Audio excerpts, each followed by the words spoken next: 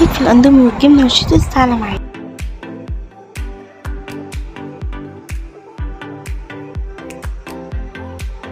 السلام عليكم ورحمة الله وبركاته. هنحط هنا كوبايتين مية مغليين، اهم حاجة يكون مغليين.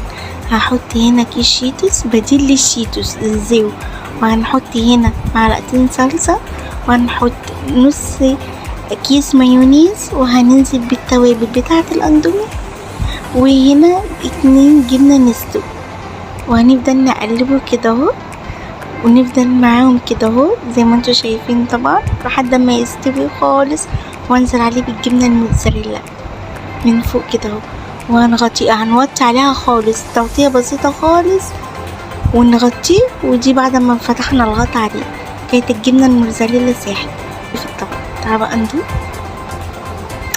حاجة حلوة اوي بس مش كله هيحبها.